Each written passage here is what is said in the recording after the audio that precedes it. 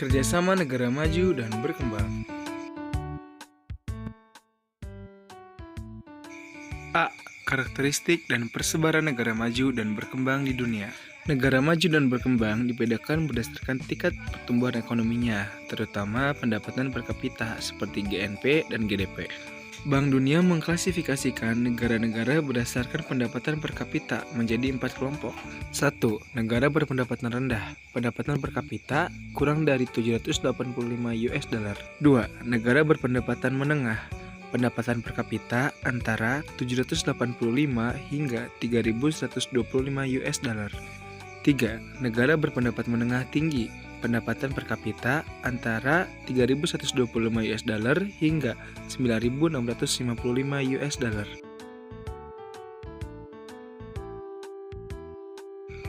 4. Negara berpendapatan tinggi, pendapatan per kapita lebih dari 9.655 US dollar. 1. Ciri-ciri negara maju. Negara maju memiliki pendapat per kapital tinggi lebih dari 9.655,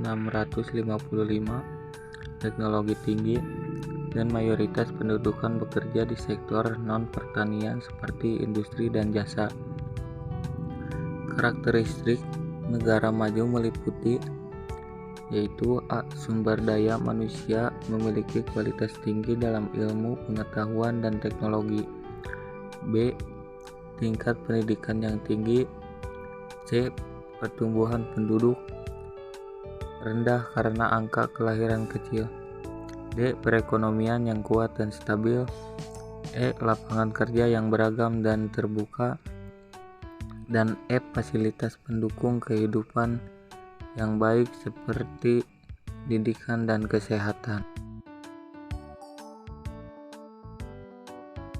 2.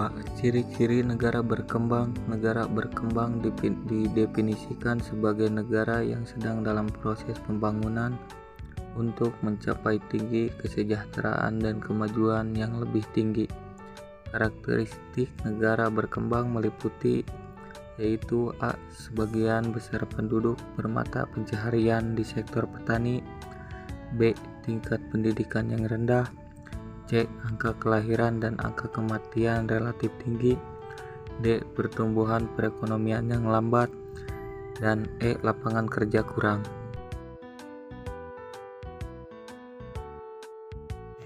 B. Regionalisasi kawasan dunia berdasarkan pusat pertumbuhan. Beberapa faktor yang mempengaruhi pertumbuhan ekonomi di suatu negara yaitu 1.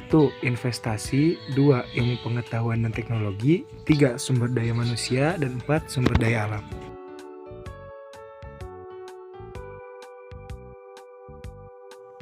C. Bentuk-bentuk kerjasama negara maju dan berkembang. 1. Kerjasama bilateral. Kerjasama bilateral adalah kerjasama yang dilakukan oleh dua negara secara langsung untuk saling menguntungkan kedua belah pihak. Contohnya adalah kerjasama antara Indonesia dan Jepang atau kerjasama antara Indonesia dan Amerika Serikat. 2. Kerjasama regional. Kerjasama regional adalah kerjasama yang dilakukan oleh beberapa negara di suatu kawasan tertentu untuk mencapai tujuan bersama. Contoh kerjasama regional antara lain APEC di kawasan Asia Pasifik atau contoh lain seperti ASEAN dan lain sebagainya. Berikut ini merupakan contoh kerjasama Indonesia dengan negara maju Asia dan Eropa. Yang pertama, kerjasama Indonesia dengan Norwegia. Kedekatan antara Indonesia dan Norwegia dapat dilihat dari meningkatnya kegiatan seminar dalam bidang peningkatan produksi minyak tetap lanjut dan teknologi laut dalam. Yang kedua, kerjasama Indonesia dan Inggris. Bentuk koneksi dagang Indonesia-Inggris adalah ekspor migas ke Inggris karena Inggris tak memiliki cadangan minyak bumi. Bentuk kerjasama Indonesia-Inggris di sektor perdagangan antara lain ekspor baja, karet alam, dan mebel.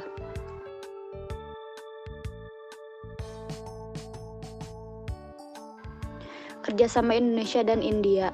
Kerjasama Indonesia-India antara lain melalui ekspor-impor seperti minyak sawit, batu bara, dan lain sebagainya. Sedangkan ekspor India ke Indonesia seperti industri otomotif, gandum, dan sebagainya. Yang terakhir, kerjasama Indonesia dengan Jepang. Pada bidang teknologi dan otomotif, Jepang telah menjadi produsen terbesar Indonesia. Produsen yang dihasilkan seperti produk bermotor, alat elektronik, alat pertanian, dan lain sebagainya. Terakhir yaitu kerjasama Indonesia dengan Korea Selatan. Di bidang pendidikan, Indonesia dan Korea Selatan melakukan suatu kerjasama dalam bentuk beasiswa bagi siswa dan mahasiswa Indonesia untuk belajar di Korea Selatan. D. Dampak pasar bebas terhadap Indonesia. Adapun kerugian akibat adanya pasar bebas bagi Indonesia adalah sebagai berikut. 1. Timbulnya ketergantungan dengan negara-negara lain. 2. Timbulnya penjajahan ekonomi oleh negara lain. 3. Negara maju lebih diuntungkan daripada negara berkembang yang lebih dirugikan. 4. Timbulnya eksploitasi sumber daya alam. 5. Timbulnya persaingan dan perpecahan antar negara.